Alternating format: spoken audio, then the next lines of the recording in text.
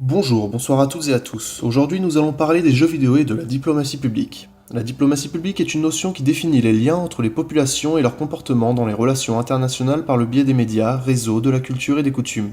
Nous allons nous concentrer sur la culture du jeu vidéo en démontrant l'impact de ceci sur ces relations et cette diplomatie publique internationale. Nous commencerons par parler des aspects positifs et négatifs des jeux vidéo, avant de parler de l'e-sport, ainsi que des jeux vidéo et le 7e art, avant de conclure par les jeux vidéo et le patriotisme et la fierté nationale dans les relations internationales. Je vais vous parler des jeux vidéo qui ont un aspect positif sur les comportements humains et la vie en société. Par exemple, ils peuvent créer un esprit d'équipe lors d'organisations de championnats et de tournois comme le Gamer Assembly. Le jeu en réseau permet d'affronter à n'importe quel moment des adversaires situés à des milliers de kilomètres et popularise ainsi la compétition entre joueurs. Un exemple bien connu est l'effet Pokémon Go, où on a vu des mouvements de foule partout dans le monde. Finalement, le plus intéressant pour les joueurs, c'était de surtout bouger et de rencontrer d'autres personnes pour tisser des liens en dehors des réseaux virtuels pour former de véritables communautés. Avec les jeux vidéo d'aujourd'hui, on est possible d'apprendre des choses ludiques, donc il y a forcément une interaction avec la population qui échange sur les bienfaits. Cela permet aussi de canaliser la violence dans le monde virtuel. On parle d'inversion de la réalité, ce qui permet aux joueurs de gérer leur humeur. Tout cela pour dire que les jeux vidéo ont des effets positifs sur les joueurs, mais qu'il y a une interaction entre eux et le public. La diplomatie entre les acteurs reflète ici comme le partage et la convivialité lors des jeux à distance, mais surtout des grands événements qui rassemblent beaucoup de gens et qui ont finalement des points communs. La question de la régulation politique a une incidence directe sur le marché. L'ordre public doit contrôler le contenu des œuvres produites et la distribution. Nous allons voir maintenant les effets négatifs des jeux vidéo que l'on peut classer en deux grandes parties. D'une part, les effets physiologiques. Dans la plupart du temps, l'utilisation excessive des jeux vidéo va créer chez le joueur une grande fatigue du cerveau et de sa vue. Il peut aussi y avoir des déformations osseuses telles que le pouce. Enfin, cela peut générer des crises d'épilepsie dans les cas les plus extrêmes. D'autre part, il y a l'effet psychologique. L'aspect négatif le plus courant va être la dépendance aux jeux vidéo. Il peut énerver le joueur quand il perd, le rendre agressif et surtout provoquer du stress. Les jeux vidéo peuvent renfermer le joueur sur lui-même et par conséquent le rendre associable. Les jeux violents peuvent provoquer une désensibilisation de l'individu et pourra parfois confondre la vie fictive et la vie réelle. Il enseigne parfois des mauvaises valeurs telles que le sexisme et le racisme. Les chiffres, chiffre d'affaires, nombre d'emplois, future embauche, plusieurs paramètres passés au crible pour arriver à ce constat. En 2015, le marché du sport électronique représente plus de 11 562 000 € en France et connaît une croissance de près de 43%. La France recense au moins 156 personnes salariées. On parle de dirigeants, de managers, de membres du staff, d'organisateurs, de rédacteurs, de graphistes et de développeurs. Bref, tous les métiers associés au sport électronique. Concernant les joueurs professionnels, la France en dénombre 122, soit 81 joueurs français salariés dans les clubs français, 21 joueurs français sous contrat avec des clubs étrangers, 20 joueurs étrangers sous contrat avec des clubs français. Les compétitions d'e-sport peuvent rassembler jusqu'à plusieurs milliers de spectateurs et comptent des dotations de parfois plusieurs dizaines de milliers d'euros. Phénomène croissant, cette nouvelle pratique vient d'être reconnue comme une pratique sportive. Il faut aussi savoir qu'il y a eu 145 millions de spectateurs en 2017, toutes compétitions confondues et tous jeux confondus. Il faut savoir aussi que l'Electronic Entertainment Expo, plus connu sous le nom de l'E3, est le plus gros salon international du jeu vidéo et des loisirs interactifs se déroulant à Los Angeles. Le e-sport est un phénomène qui prend vraiment beaucoup d'ampleur ces dernières années. C'est pourquoi plusieurs clubs européens comme le Paris Saint-Germain et le club allemand Schalke 04 ont décidé de se lancer dans le phénomène. Donc elles ont chacun créé plusieurs équipes sur deux jeux principalement, à savoir League of Legends, le leader actuel de l'e-sport, et le jeu de football FIFA.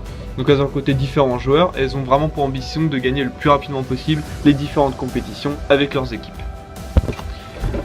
Le 17 février 2017 annonce l'arrivée officielle de la FDJ dans le e-sport avec un accord de partenariat avec le groupe Webmedia. Leur but est de créer un site internet, FDJ eSport, dans lequel on retrouvera tous les modules d'inscription, les calendriers des tournois, ainsi que les streams, les résultats et les classements. Donc elles ont comme but de créer une compétition professionnelle, mais aussi amateur, sur les différents jeux proposés par l'entreprise de la FDJ. Leur ambition, c'est d'ici 2020 de vraiment proposer une plateforme complète en s'adressant très largement à un jeune public d'adultes et de proposer donc différents marchés et donc de voguer sur le phénomène e-sport. Cela fait plusieurs années que l'industrie du jeu vidéo connaît une croissance énorme. Les avancées technologiques permettent aujourd'hui de sortir des best-sellers aux scénarios et aux images dignes des plus grands films. Attirés par ce succès, les studios cinéma cherchent donc à surfer sur cet engouement afin de faire profit. Réaliser un film à partir d'un jeu vidéo n'est pas mince affaire. En effet, il s'agit de retranscrire sur un grand écran, avec un scénario adapté au code cinématographique, tout en devant rester fidèle à la trame. Chose plus complexe qu'il n'y paraît. Nous savons tous qu'entre un livre et son adaptation, le livre est souvent meilleur. Mais la tâche n'est pas insurmontable. Prenons l'exemple de Lara Croft en 2001, qui a mobilisé des millions de téléspectateurs dans les salles. Encore plus récemment, le blockbuster Warcraft en 2016, venu du jeu éponyme, est aujourd'hui la meilleure adaptation qui ait été faite. Notons que l'industrie du jeu sert aussi de films pour créer de nouveaux jeux. James Bond, Harry Potter sont des licences qui rapportent, peu importe les domaines dans lesquels ils sont exploités. Les jeux vidéo sont ancrés dans notre quotidien. Il ne s'agit plus du temps où ceux-ci étaient mal vus par la population et les joueurs mis de côté. C'est devenu une instance de rassemblement qui dépasse le simple fait de rester devant la console seul durant des heures. De par les adaptations, les jeux vidéo nous suivent jusque dans nos sorties. Nous nous déplaçons pour aller voir sur un grand écran un film où on jouait à son histoire peut-être juste avant. Et inversement, nous allons jouer à un jeu correspondant au film que nous avions apprécié à sa sortie. De même, il reste tout autant agréable de regarder en tant que spectateur quelqu'un en train de jouer, tant l'histoire et les graphismes puissent être de qualité. Hollywood a compris qu'il ne fallait pas négliger cette culture et a au contraire réussi à mêler les univers. Ainsi, le pouvoir de l'industrie du jeu est de plus en plus prégnant à travers le monde grâce à sa diversité. Dans la diplomatie, il est clair qu'au même titre que les films, les jeux vidéo jouent un rôle important sur le soft power. En termes de patriotisme, les jeux vidéo ont un impact. Il est très facile de mettre les États-Unis d'Amérique sur un piédestal lorsque nous jouons aux jeux vidéo produits par des Américains. Qu'il s'agisse de Call of Duty, Battlefield et autres, avec les Américains en tant que première puissance de feu, avec leurs fiers Marines et un arsenal et hard power important. Ou même dernièrement dans Battlefield 1, le dernier jeu de chez Electronic Arts qui nous plonge dans la Première Guerre mondiale. Cependant surprise, aucun Français, mais bien les Américains sauveurs. Du côté futuriste, les jeux vidéo permettent encore d'avoir l'idée du hard power américain au premier plan. C'est par exemple le cas de Halo, avec un personnage issu de l'UNSC, forme gouvernementale principalement anglo-saxonne à consonance américaine. Pour ce qui est du cas français, Ubisoft, troisième producteur mondial de jeux vidéo, est au rendez-vous, avec la franchise Assassin's Creed qui permet dans l'un de leurs jeux les plus vendus, Assassin's Creed Unity, de visiter Paris avec la sublime cathédrale Notre-Dame, la Bastille et Versailles. Mais le pouvoir français est assez effacé, et c'est pourquoi la France a une réputation de coward sur la communauté internet. Et oui, sur internet, les Français sont des poules mouillées qui secouent le drapeau blanc dès lors qu'ils en ont l'occasion. Notre puissant Napoléon est bien loin, nous sommes dorénavant des lâches et les Américains sont les puissants patriotes. Une risée qui se ressent dans la vraie vie, la culture internet dominant aujourd'hui les esprits. Sinon, le Japon aussi se donne une bonne puissance patriotique grâce aux jeux vidéo, sa culture étant orientée sur les mangas, convertis en jeux vidéo, les jeux de combat et les ninjas. Nous pouvons être jaloux du soft power japonais. En somme, les Français et les Européens sont assez faibles pour se donner une image forte et positive par le biais des jeux vidéo. Mais cette image est importante pour entrer dans l'imaginaire collectif qui devient la réalité collective. Espérons améliorer cette image à l'avenir en produisant des jeux blockbusters qui nous rendront notre fierté en ligne et à l'international.